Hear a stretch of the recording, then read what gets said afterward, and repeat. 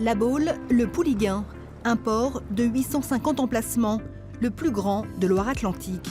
Pierre-Nicolas Roy est maître de port. Il a dû réserver un espace particulier pour les bateaux délaissés.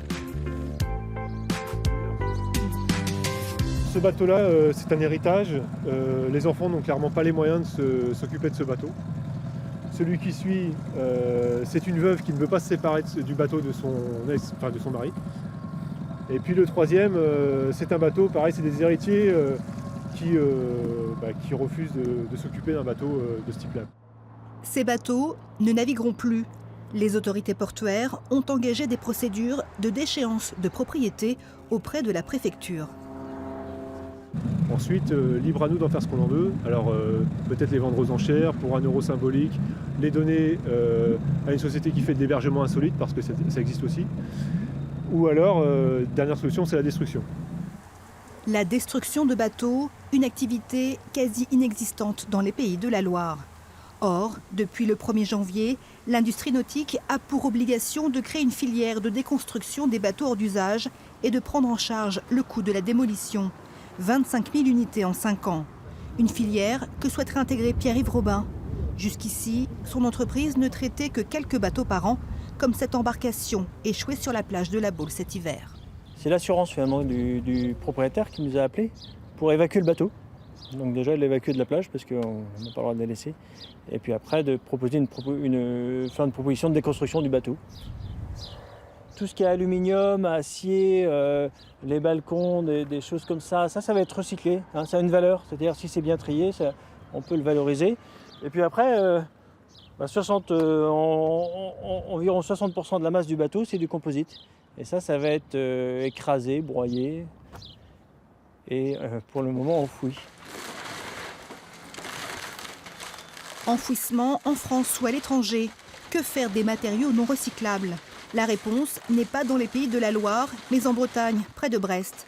Cette entreprise détruit 120 bateaux de plaisance en fin de vie chaque année et espère tripler ce chiffre l'an prochain.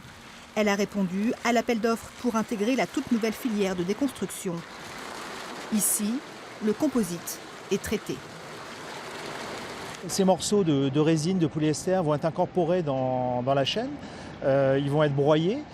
Par la suite, nous avons tout un process de machine qui va nous permettre de créer un combustible, donc un produit fin qui répond à des normes strictes et qui sera consommé par des cimentiers pour par la suite produire du ciment. Là, on retrouve les fractions du bateau, donc composées de résine. On va retrouver de la mousse également, du bois et également du plastique. Ces produits-là ont été mélangés également avec nos déchets provenant de l'industrie et également des grandes surfaces. Donc ça fait un combustible qui va être utilisé en chaudière par la suite. Le recyclage des voiles, lui, a le vent en poupe depuis de nombreuses années, comme ici, à Trignac. Alors ça, c'est une voile qu'un particulier nous a déposée ce matin, voile déchirée apparemment. Avec Bruno, on va la découper grossièrement en grands morceaux qui après vont être lavés pour enlever le sable et le sel. Et ensuite, elle sera envoyée à Saint-Nazaire où elle sera traitée du coup pour constituer les sacs. Des lettrages qu'on peut conserver là sur le sac. Dans cet atelier d'insertion professionnelle, les voiles trouvent une seconde vie. L'établissement a créé sa propre marque. Entre 300 et 400 sacs sont produits chaque année et vendus sur Internet. Le produit plaît. Cette boutique s'est même spécialisée. Elle propose une gamme élargie en voiles recyclées, appréciée par les consommateurs. Ils se rendent compte qu'on peut lier le côté mode, pièce unique et en même temps le recyclage et le fait que les voiles aient une vie, naviguer, c'est ce qui les attire aussi. Une autre vie après la navigation pour les vieux bateaux. C'est ce qu'a imaginé ce chantier naval installé près de Nantes il y a 2 ans. Un concept inédit. Ici, les épaves, données ou récupérées pour 1 euro symbolique, deviennent lieu d'hébergement.